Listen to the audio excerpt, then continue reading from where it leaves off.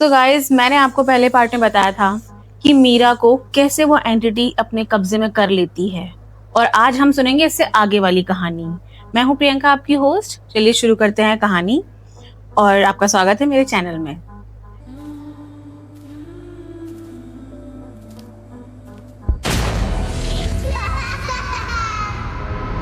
तो मीरा जो थी ना, जब उसको एंटिटी मतलब उसके एंटर हो जाती है तो वो एकदम से बाहर नहीं आती। रात में तो वो कुछ भी नहीं करती है, बट अगले दिन पता चलता है घर वालों को। तो जो मीरा है ना, वो अगले दिन से शुरू करती है नई नई एक्टिविटीज करना, जिससे समझ में आता है लोगों को कि ये अब मीरा वो मीरा नहीं रही जो पहले थी।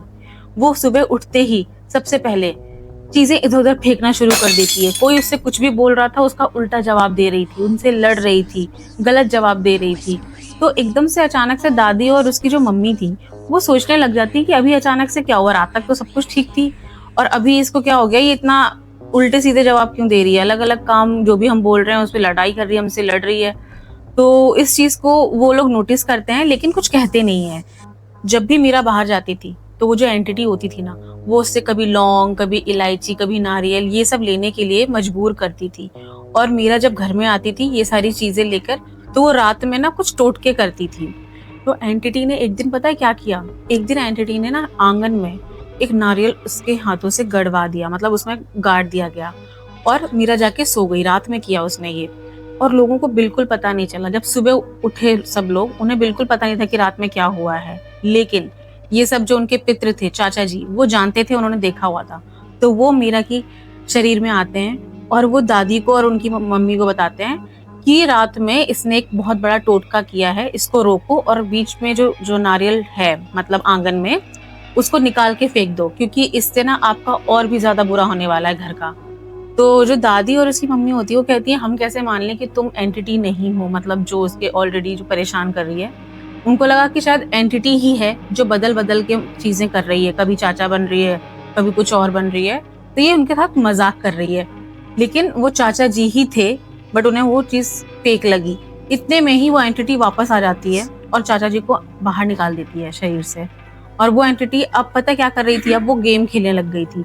कभी वो चाचा जी की आवाज निकालती, कभी वो चाचा जी के मतलब होता है ना जैसे घर वालों के ही तरीके से बातें करना शुरू कर देना कि हाँ मैं आपके अपने घर का ही हूँ।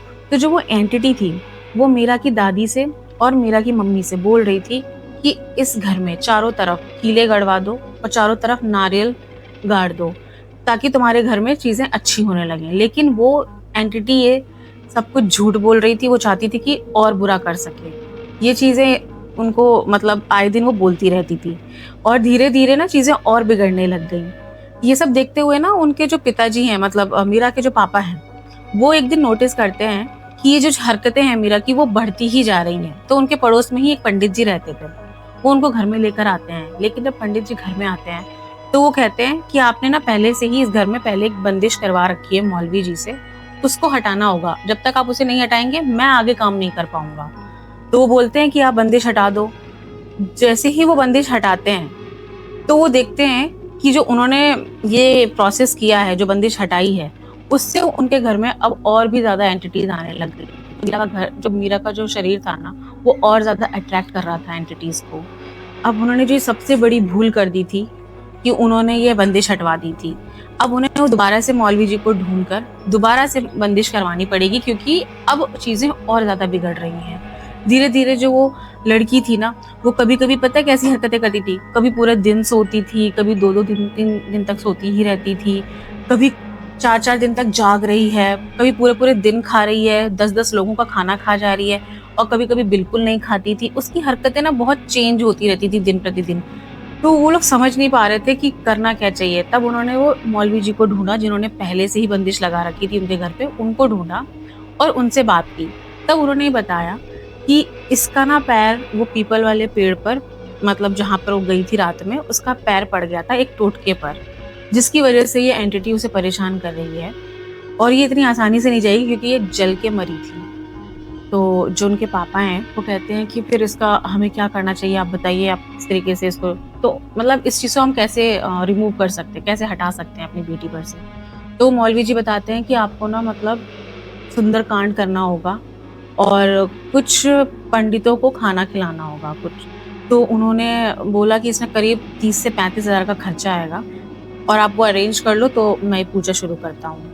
तो जो उनके पापा थे वो ऑलरेडी बहुत गरीब थे, लेकिन वो कहीं न कहीं से कुछ दिनों में पैसे अरेंज करते हैं और सुंदरकांड करवाया जाता है, लोगों को खाना खिलाया जाता है। उसके बाद भी ना ये एंटिटी अभी पूरी तरीके से गई नहीं थी। तो मौलवी जी ये कहते हैं कि ये इतना आसान नहीं है, इसको अभी एक और बहुत बड़ा प्रोसेस है जो हम करेंगे और उसके बाद ही जाके ये एंटिटी यहाँ से जा पाएगी दूर। उस चीज़ को जानने के लिए आप मेरे चैनल को सब्सक्राइब कीजिए, क्योंकि मैं ये जो पार्ट रह गया है, इसको मैं 3rd पार्ट में बताऊँगी, क्योंकि ये स्टोरी बहुत ज़्यादा बड़ी है।